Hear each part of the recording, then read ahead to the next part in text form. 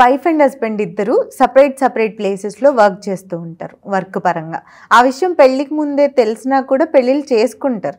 జరుగుతుంది. కొన్నాళ్ళు గడిచిపోయిన తర్వాత పిల్లలు ఇలా ప్లాన్ చేసుకున్న తర్వాత ఒకళ్ళ మీద ప్రెజర్ అంతా పడిపోయే అవకాశం ఉంది కదా. పేరెంటింగ్ అంతా ఒకళ్ళ దగ్గరే పిల్లలకి అయిపోతుందేమో. అలా కాదు రూపా, పెళ్ళిళ్ళు అంటే ఇదివరకటి రోజుల్లో ఈ అడ్జస్ట్మెంట్స్ అన్నీ చాలా సులువుగా జరిగిపోయాయి. అండ్ చాలా సాక్రిఫైసెస్ చేసేవారు వీటి కోసం. ఇప్పుడు జనరేషన్ మారిన తర్వాత, మనుషుల్లో కూడా మార్పులు వచ్చిన తర్వాత ఈ మీడియా పెరిగిపోయింది. మీడియా అంటే లైక్ ఇన్స్టాగ్రామ్స్, ఫేస్బుక్స్, పాత పరిచయాలు, ఇవన్నీ పర్సనల్ లైఫ్లో ఇన్ఫ్లుయెన్స్ చాలా తీసుకొస్తున్నాయి. ఆ లోన్లీనెస్లో ఏమవుతుందంటే అంటే తప్పుగా అనట్లేదు నేను, ఒక లోన్లీనెస్ ఉన్నప్పుడు ఏమవుతుందంటే వేరేగా అట్రాక్ట్ అయ్యే ఛాన్సెస్ కూడా ఎక్కువ ఉంటాయి. అందరి విషయంలో నేను చెప్పట్లే, జనరల్గా చెప్తున్నా నేను. సో ఫస్ట్ బిఫోర్ అక్కడికి రావడానికి ముందు సంబంధాలు చూసేటప్పుడు కూడా, ఇప్పుడు పిల్లలు ఎస్పెషల్లీ డాక్టర్స్ చదివే వాళ్ళు, పీజీ చదివేటప్పుడు వాళ్ళు 2-3 సంవత్సరాలు వేరే ఊర్లో ఉండి చదవాల్సి వస్తుంది కదా రూపా.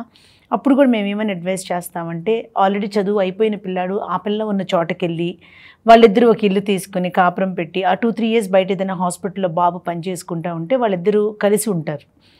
కలిసి ఉండి పెళ్ళవ్వంగానే దట్స్ అ గుడ్ పీరియడ్ కదా. 1-2 years ఆఫ్ ఇనీషియల్ మ్యారేజ్ అయిన టైము, అర్థం చేసుకునే టైము. అండ్ దూరంగా చెరొక చోట, అమెరికాలో చదువుతున్నప్పుడు ఒక అమ్మాయి పీజీ చేస్తా ఒక స్టేట్లో ఉంటే, బాబు ఇంకొక స్టేట్లో ఉంటే, వీళ్ళకి కుదిరినప్పుడు వాళ్ళకి కుదరదు, వాళ్ళకి కుదిరినప్పుడు వీళ్ళకి కుదరదు.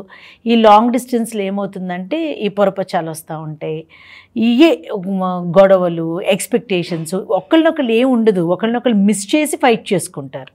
అవి పెద్దవైపోయి డివోర్స్ వరకు వెళ్ళిపోతాయి అవి.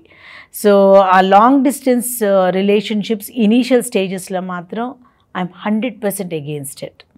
దాని బదులు 2 ఏళ్ళు ఆగి వాళ్ళ చదువులు కమిట్మెంట్లు అయ్యాక పెళ్ళిళ్ళు చేయటం బెటర్. కానీ ఇంకెందుకు మ్యారేజ్ చేయటం వాళ్ళిద్దరు ఒక చోట ఉన్నప్పుడు. సో అది నా personal perception out of the experiences I see మేము చూసే మ్యాచెస్లో.